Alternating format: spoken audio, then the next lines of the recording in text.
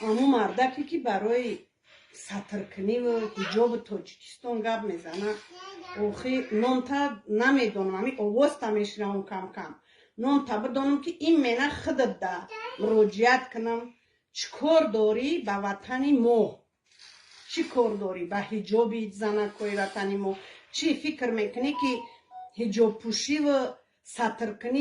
سطرکنی مسلمانی فقط مسلمانی در حجاب پوشیدن در سطر کردن این ما آدمای 60 گذشتگی اینم زنکایش همون فرقش نیست که جای ما به سطره چشمی بدی شما سطر نداره سطر که باشه باید زبانی آدم سطر باشه گفتاری آدم سطر باشه چشمی بدی شما به وطن ما دختشیدگی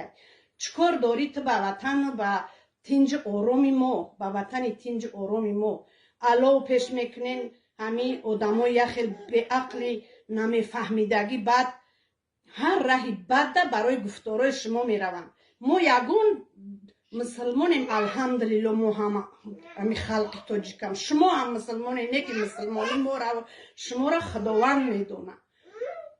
با ای گپاتون جنجال میدازین در وطنهای مردم همین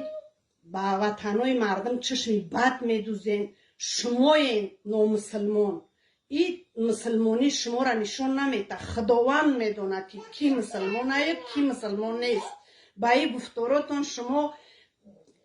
دلی مردم تاجیکا دلی زنکای تاجیکا چی میخواهین که رنگی وطن خطاب کنین وطن ما را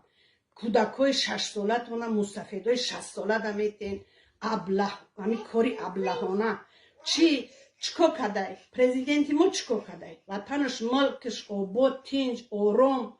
آسوده زندگی میکنه خلقش چشمی بدی شما بر وطن ما دختگیه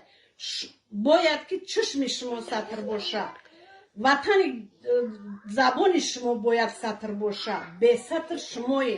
شما خودتون به سطر این مردم ما را در چیز میدازین که گویا که همین سطر کنی و حجاب پوشی مسلمانی آدم ها را باید نشون ده این خیلی نیست هیچ وقت خداوند خودش میدونه که کی مسلمانه کی مسلمان نیست ای برآمدای بیهوده که نسبت وطن ما میکنه نسبت زنای ما میکنه ملک خودتون تنج نگاه بدارین برآمد برای وطن خودتون کنین چیکار دارین بر وطن ما چشمی بد شما درگور